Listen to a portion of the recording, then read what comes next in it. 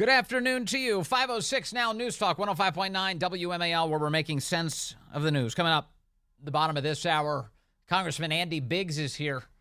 We'll talk to him about what Congress is up to, including that impeachment inquiry that kicked off last week and the spending fight that seems to continue. Looks like we have another one ahead of Thanksgiving. Oh, joy. You can join us today, 888-630-9625, 888-630-WMAL. On Friday, we told you about the good news that there is some accountability going on in Loudoun County.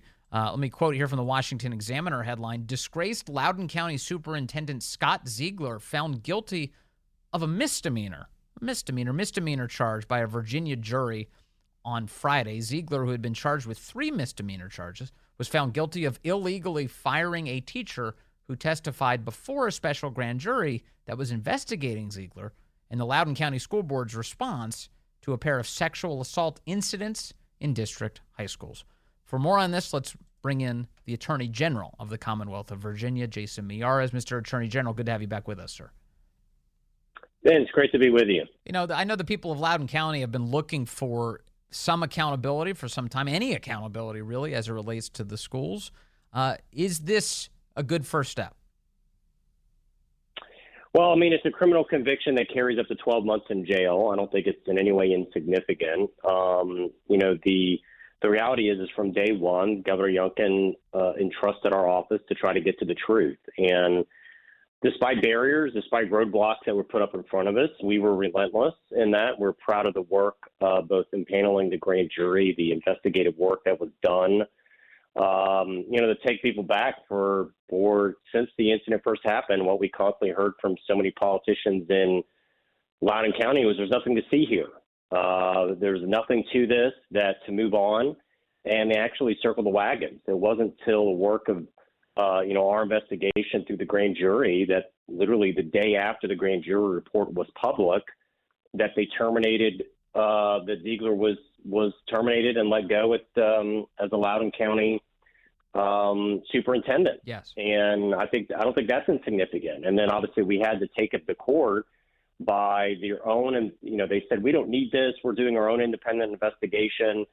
Taxpayers paid an enormous amount of money in Loudoun for an independent investigation that the school board commissioned, and then they refused to turn that report over to the general public. And so we had to take them to court and file multiple motions to get that heard.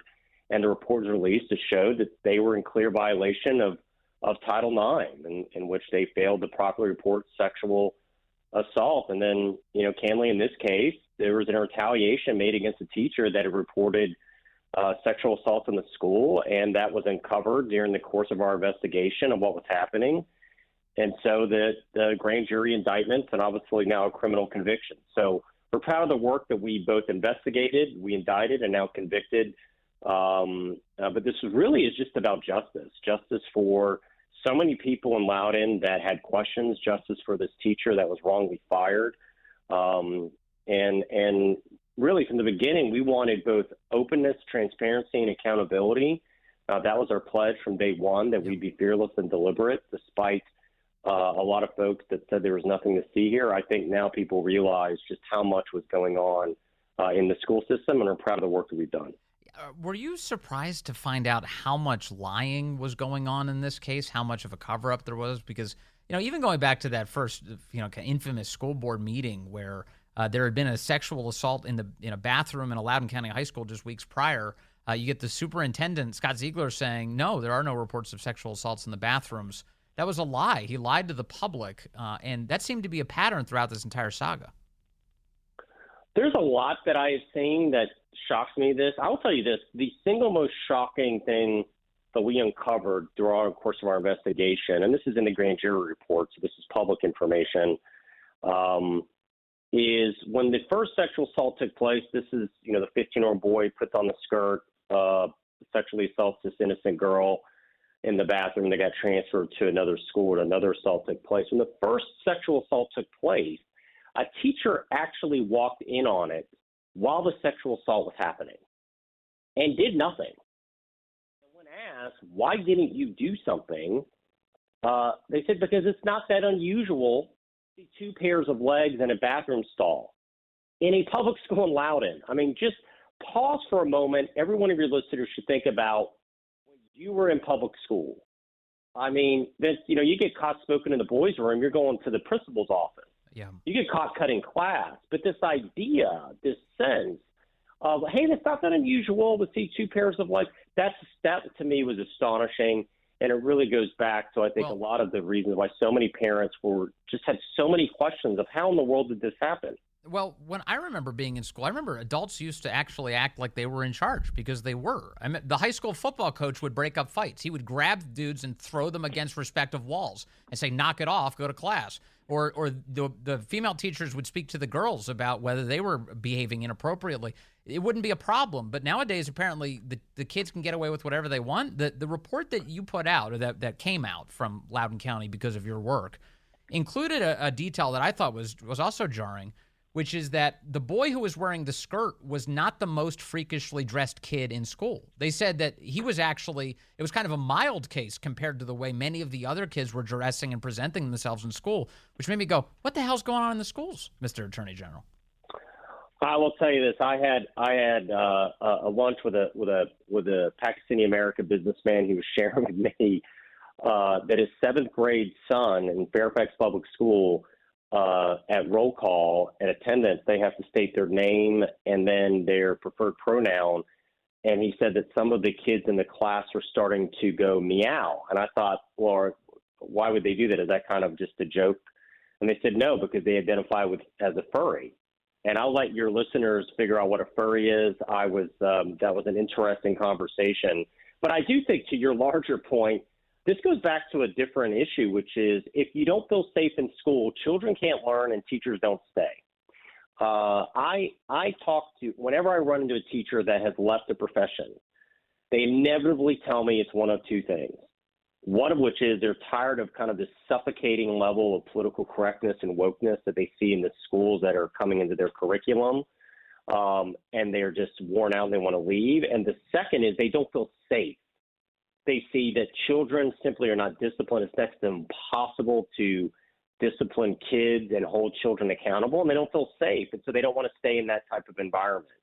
That's not healthy. Kids can't learn, and teachers don't want to stay to teach when they don't feel safe, Vince. And so I think that is a huge, larger issue. But listen, it was Democrats that they were in charge in Richmond. They pushed the pull SROs out of our schools, which predictably led to disastrous results. It was Democrats under Ralph Northam that ended the mandatory reporting requirement of sexual assaults in schools. Those are measures that they push all in the name of, quote, social equity. And the reality is it's made our schools less safe. It's made our students feel less safe. It's made our teachers feel less safe as well. And so I think having safety in our school, a child can't learn if they don't feel safe. I think that's one of the first things. As a parent myself of school-age kids, when you take your child to school, when you drop them off, man, the first thing you want, even above knowing you're going to have a good education, bring my child home safe. That's what every parent wants, even above getting a good education. That's really your first, and there's too many school districts that have lost sight of that. It is. It's cancerous when you start going down the road of saying get rid of school resource officers, sworn officers of the law, get them out of the school system because students shouldn't have to be subjected to the consequences of their own actions. That's what they're saying here. That bad behavior should be treated as if the person who's actually the bad, showing that bad behavior, they're actually the victim here. Let's not pick on them too much. That infects everything, and it creates a rot, doesn't it, Mr. Attorney General, where all of a sudden, as you point out, the teachers now feel unsafe around the students because there are no consequences for this bad behavior. Right. You have some. Listen, we've seen this with some of these left-wing prosecutors. They walk into court and they see two victims. Obviously, the victim of the crime, but they see the defendant is somehow a victim of, quote, society. And the reality is we have to get back to this idea that you have personal responsibility and personal accountability for your actions. And to get away from that simply means that the innocent suffer. And that's the great, great tragedy is that if you are putting up in your school system the spirit of lawlessness, a child a child simply is incapable of studying. But listen, this goes in a lot of ways. The reason why the governor did this is really because the Loudoun County Commonwealth attorney couldn't be trusted to do this job. There's nothing that I uncovered the Loudoun CA should not have covered herself. But she just chose to, in my opinion, chose to turn a blind eye to it. This was all information that she should have found.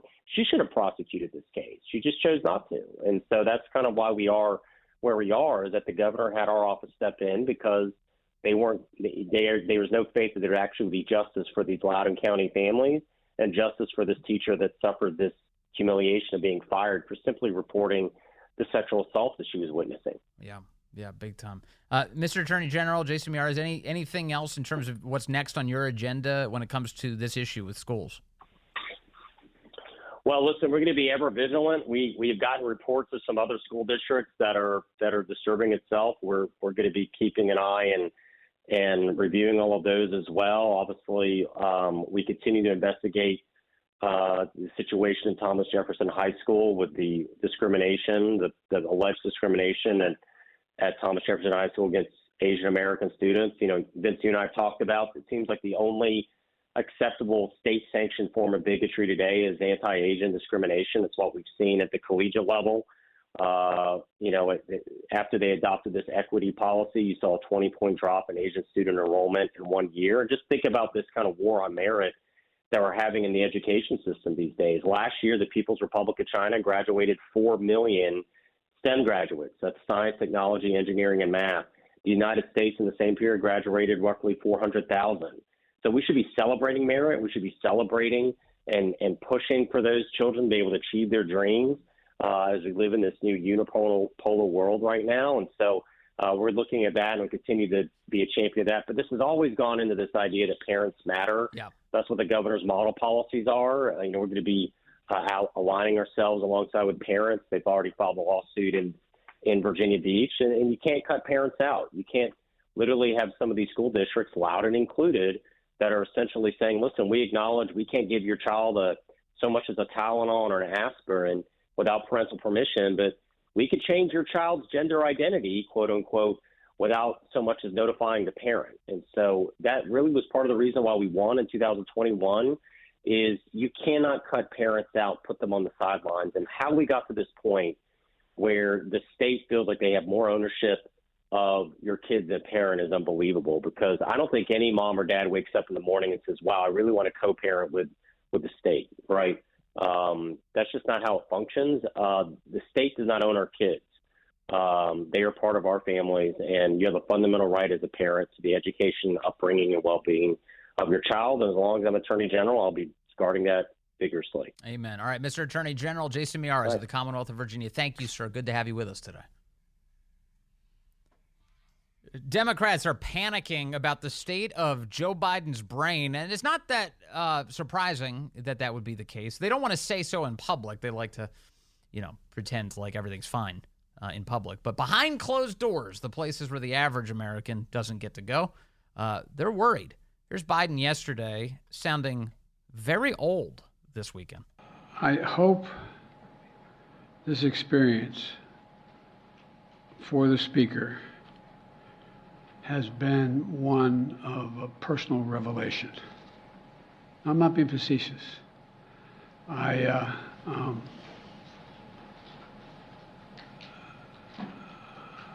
Anyway. What was that? Nobody asked, are you okay? What's going on with him? Somebody should check on him. That was Biden reacting to the news of a spending deal this weekend, a short-term one. Biden barely able to finish his sentences. It happened again today. He was at he was doing something to celebrate the Americans with Disabilities Act. Today, the Americans with Disabilities Act. Steny Hoyer led the charge in the House, along with Major Robert Owens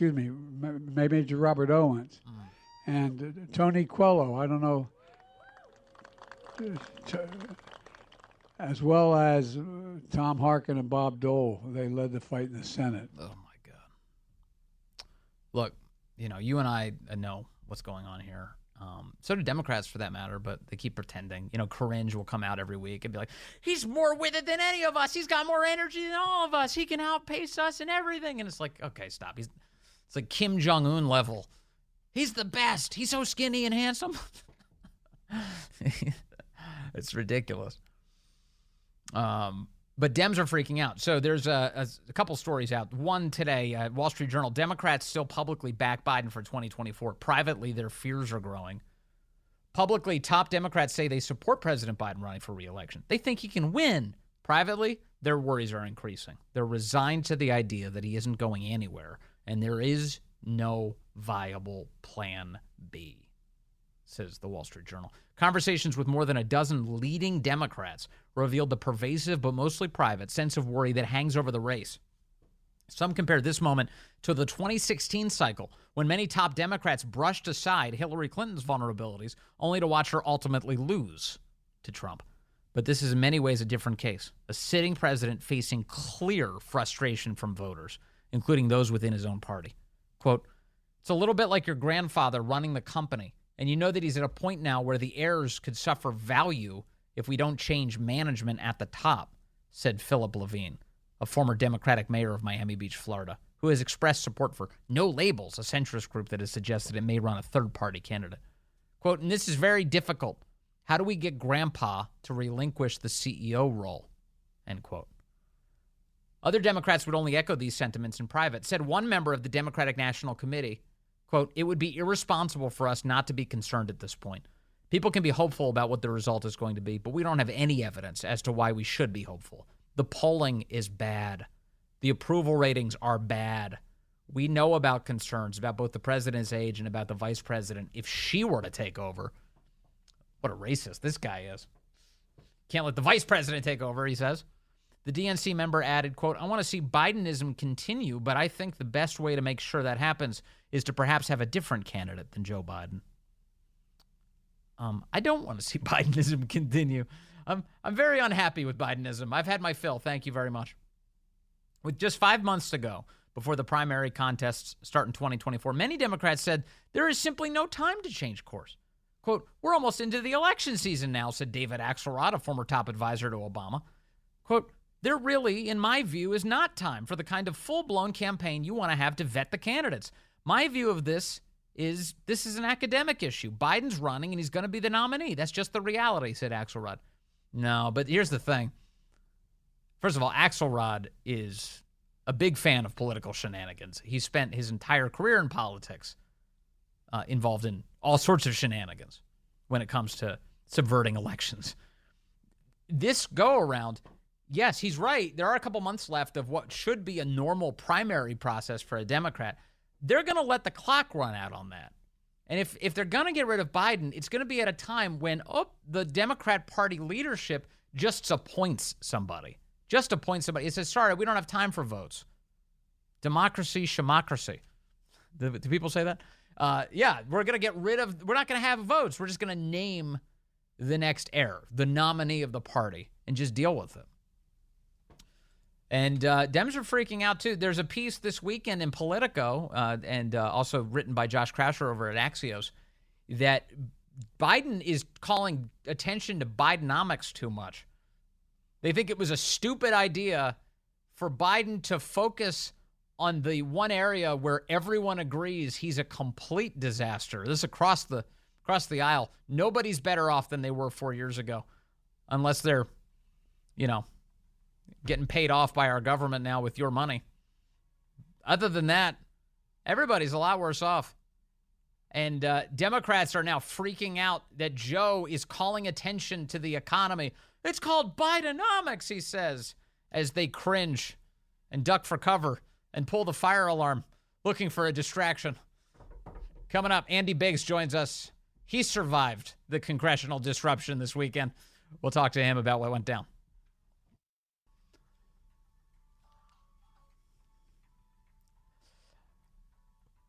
Well, good afternoon to you. It is 5:34 now here on News Talk 105.9 WMAL, where we're making sense of the news. You can join us today, 888-630-9625, 888-630-WMAL. Would be grateful for all of your many contributions. We are awaiting Congressman Andy Biggs, should be joining us here any moment now. And when we chat with him, I want to chat with him about this big budget fight. Obviously, we were told we were going to get 12 appropriations bills passed in a timely manner. That did not happen. In fact, everything went right down to the wire again, and we got a continuing resolution. It puts us just ahead of Thanksgiving for yet another budget fight. What's going to happen? Well, let's ask the congressman who joins us now on the phone. Congressman Andy Biggs is here. Congressman, good to talk to you, sir. Hey, Vince, good to be with you. Can you walk me through, if you could, kind of the Cliff's Notes version of what exactly happened over the course of the last week here with this spending fight? Okay, there were really probably three fights overlaid on top of each other. The first one started a week, a little over a week ago when some of us said we're not going to allow any bill to go forward until we're moving all the bills, right? And so we got this. So that was the one process that started, and then we started moving bills. So you got the Department of Defense bill, Homeland Security bill, you got the Ag bill, you got the state and foreign office bills. So there was, in about a 72-hour period, Congress considered, moved through rules, did the floor amendments, debate that lasted, many hours, and it was an open process. And we went up, and three of the bills passed, one failed. That's the way the process is supposed to work, but it's supposed to work 6 months ago like that. Right. Is that enough time to consider an appropriations bill? Yeah, because they'd already been considered in committee. They just never had brought them up, Vince. That's the problem, right? Okay. So, yeah. And so then the next one was to do this because they had dillied and dithered all that time. They said, let's do a continuing resolution. So the continuing resolution came, and there was a fight over that. I mean, multiple fights over what should be in there. At one point, I counted at least 5 or 6 CRs with multiple variations of each CR. And so it was interesting to see where those were playing out. Mm-hmm. And then the third process that kind of was playing out is just personnel and the dynamics of whether there'd be a motion to vacate for putting us in that situation, what's going on there. So three processes overlaid, right? And it looked chaotic, but to be honest with you, I liked going to the floor and debating. I liked going to the floor and hearing the other side debate, and we go back and forth and we vote because that's the way the process is supposed to work. So it strikes me that there is a very legitimate grievance against Kevin McCarthy's leadership here, which is that when he was in that big fight with you guys over who would become the next speaker, one of the things you did was score a number of concessions out of him that included that he would, in an orderly way, move those 12 appropriations bills, and it would be the first time since 1996 that Congress actually passed a budget on time. That has come and gone. That is not going to happen this year. We have a continuing resolution now, and we've already gotten past the fiscal year, so that promise has failed. And so, in a sense, I can understand why there is now anger at him for failing to keep that promise, because we are $33 trillion in debt, Congressman, and boy, the average American is taking it harder and harder with each passing month.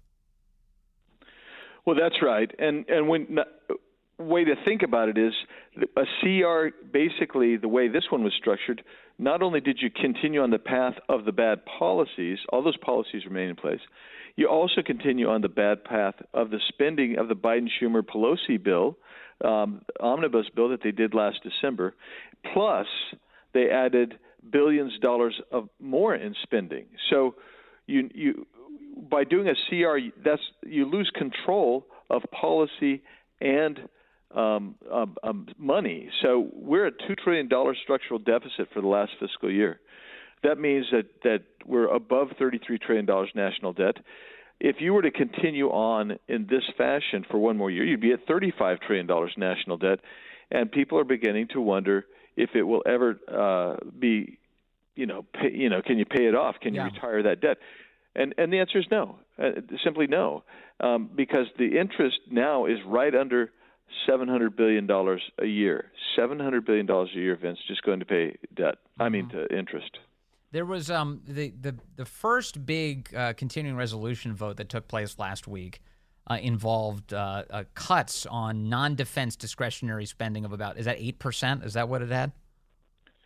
That was the annualized debt. But if you look for that month, for that CR, the actual nut was somewhere around $4.5 to $5.5 trillion, depending on who's telling you. Right. And the problem, I don't mean trillion, I mean billion. And the problem with that is is you're borrowing what, $40-50 billion or more a month, and it really did not move the needle because most agencies can hold their breath and get through there. And the other thing I'll tell you about that, there's trillions of dollars there was over $1 trillion of funding in these agencies' departments. They just didn't get appropriation authority to spend it. So this is really going to be a lapse in authority, not shutting down the government. So you voted against that first CR. Yeah. And when you did, one of the reactions that I've seen on the right, there's some fighting on the right going on about this, of course, is that, well, that bill included cuts. I mean, you mentioned that they're small cuts to the government. Why not make that the opening bid to the Democrats in order to actually get some restraint on the government? What do you think of that argument?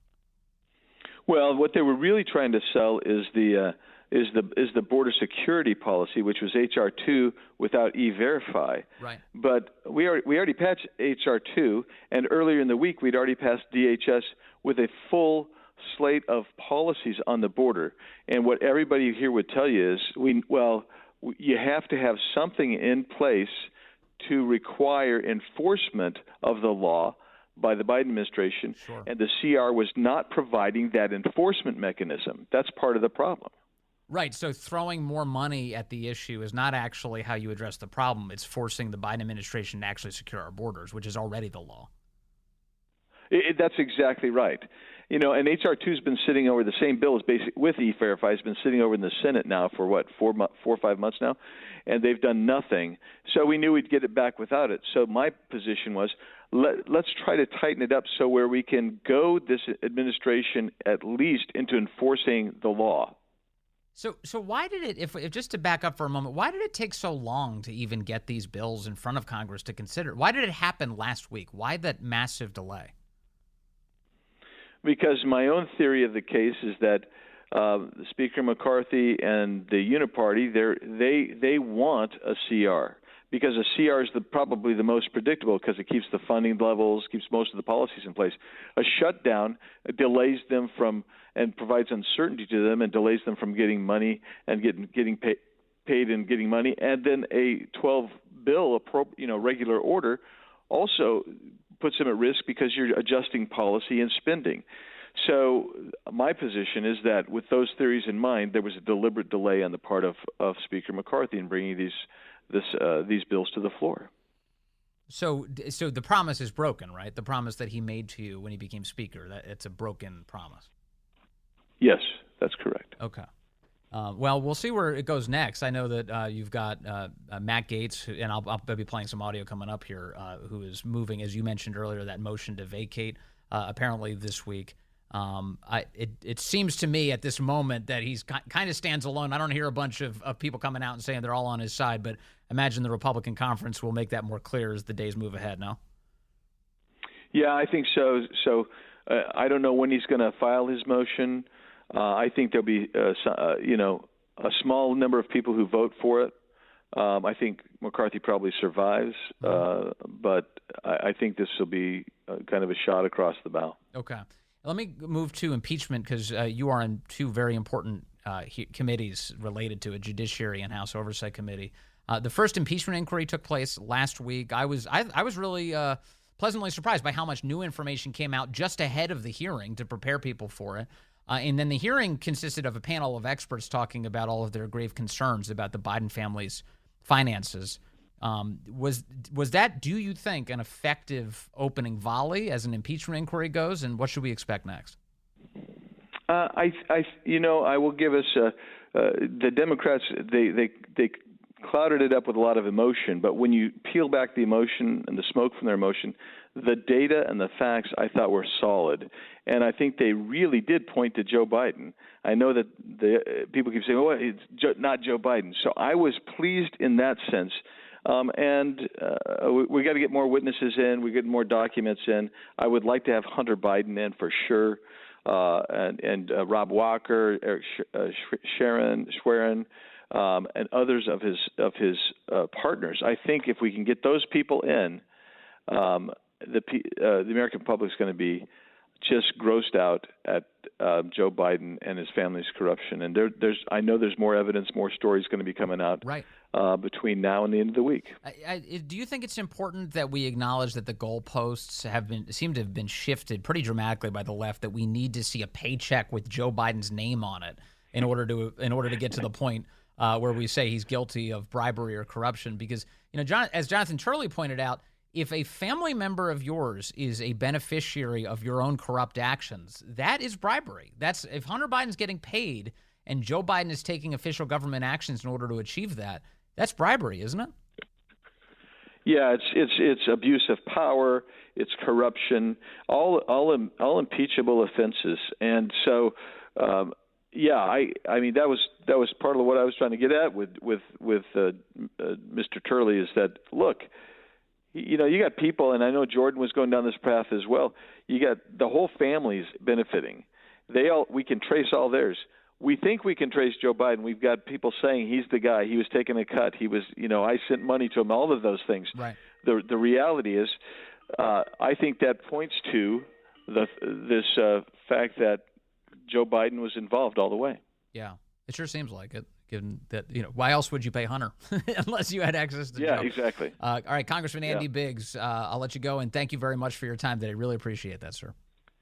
Yeah, thanks, Vince. Good talking. Of course, there he is, Congressman Andy Biggs, joining us. And as he brought up, as he mentioned, there is this motion to vacate fight going on. We don't know all of the details. Matt Gaetz wants to advance an effort to unseat Kevin McCarthy. You did hear from Andy Biggs, though, that he predicts that won't actually result in McCarthy's ouster. But here's a little bit of Gaetz on ABC's This Week explaining the case. In January, to get the speakership, Kevin had to agree to certain guardrails on spending, and he had to agree to a process that would allow us to put some downward pressure on spending. Since the mid-90s, this country has been governed by revolving continuing resolution and omnibus spending bill. It's true. Like I said, 1996 was the last time that a budget was passed on time. Newt Gingrich was Speaker of the House. What that means is that America's lawmakers take one up or down vote on the funding of the entire government. That is crazy. That is the reason we're $33 trillion in debt. We want to move to single subject spending bills. So he made that commitment. He broke it. And if at this time next week Kevin McCarthy is still Speaker of the House, it will be because the Democrats bailed him out, and he can be their Speaker, not mine. So when do you make this move? You'll be seeing it this week. This week, he says. And as he points out, Democrats have no interest in Kevin McCarthy as Speaker of the House, but Republicans do control the House, so presumably this would kick off another round of voting for who would be the Speaker if Democrats were to get involved in the ouster. We'll see. The Democrat leadership has sent notices out to all of their members to stand by for guidance, depending on how events transpire. Here's Kevin McCarthy yesterday on CBS's Face the Nation. On the news this morning from Congressman Matt Gaetz, who says he's going to seek a motion to vacate. He's going to try to oust you as Speaker of the House. Well, that's nothing new. He's tried to do that from the moment I ran for office. Look. Well, this time he says he's going to keep going. May not get there before the 15th ballot, but it took 15 for Kevin McCarthy. He says he's coming for you. Can you survive? Yes, I'll survive. This is personal with Matt.